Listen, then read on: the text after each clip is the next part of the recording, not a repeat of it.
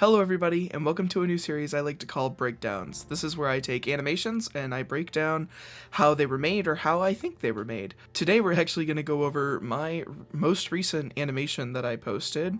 If you haven't seen it, link is in description. This very short video took me a week to make, so I really appreciate all the support I can get behind it.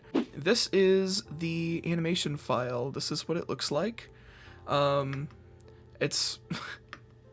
This is the entire starting scene. Now I did all of these in individual like Blender files, so that, and then I just stitched them together in my editor. So I'm gonna go over the first two scenes today, and break down like my thoughts and how I made it and what I did.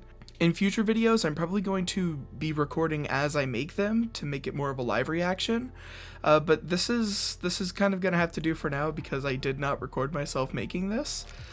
So anyway, let's just get into the video. So whenever I first heard this animation sound 7 years ago, I've been wanting to make a sound to it. And I get that like now it's kind of cringy because I mean it's old, but very young me was very ecstatic to use this sound, so I was honestly really hyped. Anyway, so for the very first like few frames, I was like, oh, wouldn't it be really cool if like he crossed his arms and rolled his eyes? And in the original animation of this, the rolling the eyes part was very apparent, and I think it just got lost somehow. I don't know how. Maybe I smoothed it out and like the eye roll got lost. I had to completely reanimate the scene because whenever I first created it, it didn't work right. Like it didn't flow into the next scene that I had already made, so I had to remake this one to make it better. Anyway, following out after this arm swing was very difficult to do. This movement isn't an easy thing to animate because you have to go down, up, and then in. And my version still didn't look great, but I mean it came out fine. The camera movement moves around a lot, so there's like so much behind that you don't see. Like this whole facial expression goes back up and like releases and like a boom, but because the camera moves so fast, you're not able to see it, which is kind of sad. Because look at this final pose. Look how happy he is. 10 out of 10. Look at this boy. I don't know why I decided on a pink background. I guess that was just kind of the vibe I was in, but it ended up really good. As you can see, the material view for this looks much different than the final rendered view. Like, this is what it looks like more in the rendered view. My computer doesn't handle it well because, again, I'm a dirty Mac user. But yeah, no, I just thought that was really interesting. Another thing I used a lot throughout this entire animation is this head bobble. The head movement is very fluid because I used an animation technique called squash and stretch, which is basically where you take a figure and you squash it down and you stretch it or you pull it or whatever to make it look more fluid. This is not realistic in any way, shape, or form, but it really adds like a liveliness to it. So like if you watch this part, it squashes down and then it bounces back up for the pull, and then it squashes back down again only to lift back up. So that adds a fluidity to this that makes it look more realistic by making it less realistic. It's very interesting. All right, so for this next part, this was actually not the original plan. I didn't have a transition idea. This is where the idea of the transition was born, because originally I was just gonna have it like hard cut to each separate scene. But in this, I like at this moment, I was discussing with friends, I decided that I was going to do cool transition for each individual scene, and that's how you got the final product you see today. I was like, oh, it'd be such a cool idea if he like held the camera and then spun it to the next scene. Like that'd be such a cool idea. And initially, this was just a plain cut from this to this, like it was just a hard cut.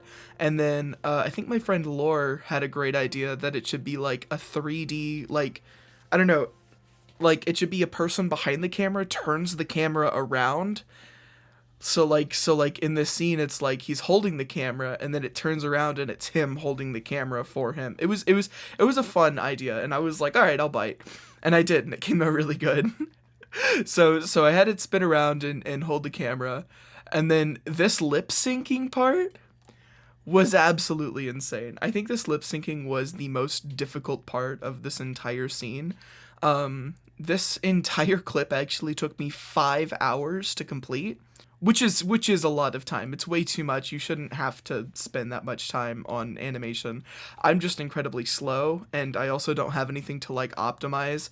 I'm also running on a Mac, so there's a lots of things that could be better but just aren't. But yeah, no, this scene took me 5 hours, and that is including render time, so do keep that in mind. Another thing for this scene that I experimented with was the camera shake. So for this scene in particular, whenever he like grabs the camera over, I felt like it needed to have some motion, so I feel like it needed to pull back. It needed to like reverberate what the hand was doing, basically. So based on how the camera was moving, you would know how the hand was moving. And then I also had to animate the hand to move along with the camera, which wasn't easy. You can see in this part right here, the hand goes forward and the camera goes backward and up, which isn't correct at all. But it ended up fine because it literally only lasts like a half a second. So wasn't that big of a deal. I guess this is just a good example of like how detailed animations can be. And I really promote the idea of you should like slow down animations and look through them frame by frame to see how cool the little individual details that the animator put in. Here's another example I have of the squash and stretch. On this blink, on most of the blinks that all the characters do, I do a squashing of the head and a stretch. This emphasizes the blink and makes it feel more lively, especially like with the lip syncing, is that you have to over exaggerate the actual movement. Otherwise, it doesn't look realistic.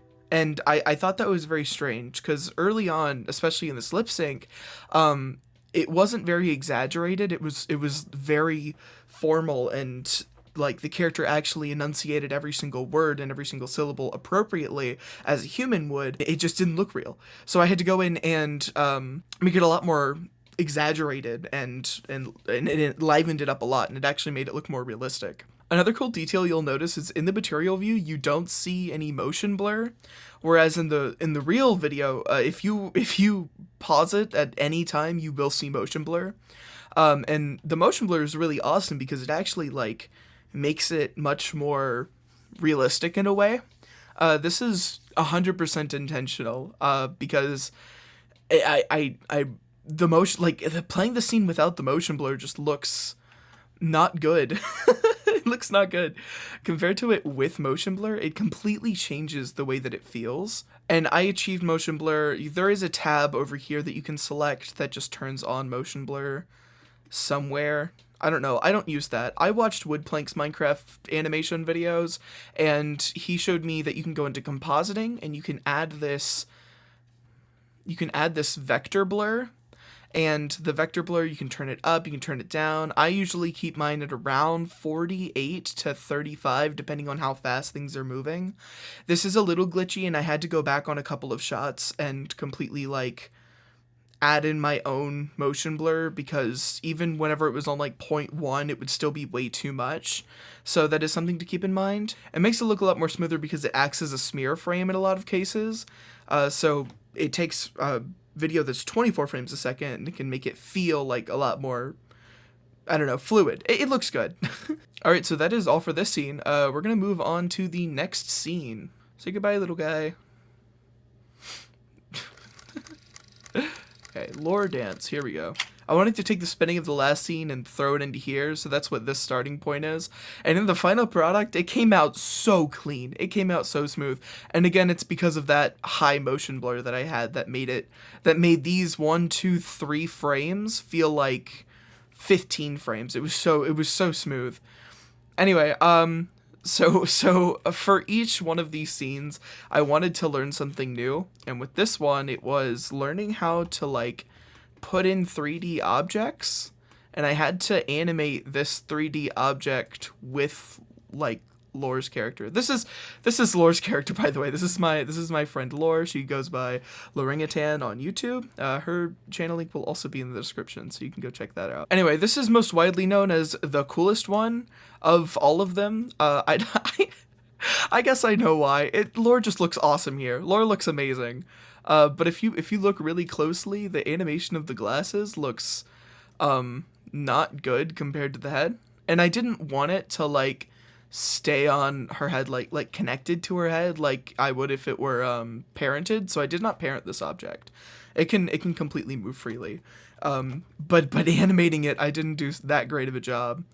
But I wanted it to feel free flowing. But I guess in the final product, it came out really good because, I mean, nobody really noticed or is talking about it. So I guess it's great.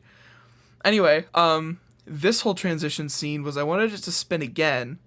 And I didn't include lore in the same frame because, or the two different lores in the same frame because there's only one. It literally goes like that. Like, I just made lore teleport. So, I guess lore's part Enderman now. Is that canon?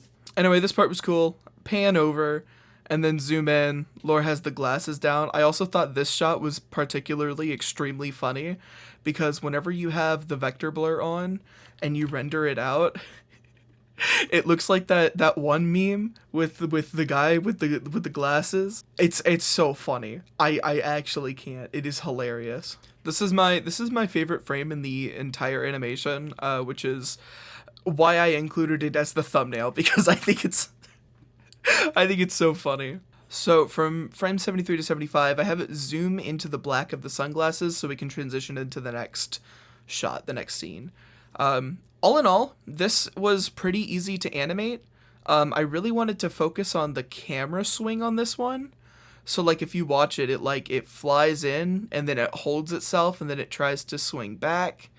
And then I feel like I got that good, like I wanted it to feel like someone was behind the camera holding it. That was the whole idea. Sadly, this is not the case. There's nobody here. This is just a virtual Blender camera. Having it like sway and move, here, look, I can show you guys actually. See how it like sways and like moves? Like it's actually being held by a real person. I felt like that was good. Even like whenever it goes to spin to the next one, I have it pull back just a little bit before it goes. That way it feels like anticipation to the movement. I this is why it took a whole week, guys. I really paid attention to the little details. And yeah, with that, I guess the video's over now. This is how I animated these two scenes. Both of these scenes in total took 10 hours to animate and edit. I'm not proud of that number. That is a fairly big number. Hopefully I speed up in time. Another thing I wanted to add is you guys have been waiting a whole month at this point for another video, and I just kind of wanted to talk about that for a second. So basically what had happened is I had made this idea, formulated this idea for a video, completely scripted it out, and then I went to actually like do it, and I couldn't because I have a Mac. So I don't. that was a massive fail on me. Basically, it was a very heavy, intensive scene with a bunch of objects in it, and my game kept on crashing. Or not my game. Blender kept on crashing because Blender's not really optimized to be used on Mac. Anyway, after I tried to make that video and failed, I was like, oh shoot, now I'm behind schedule. Now I have to go make another video. So I completely scripted out and planned a second video. And then I wasn't able to do that video either. Hopefully both of these videos will come out in the future. I have them planned and saved in my little notebook that I have. But I couldn't do that one either.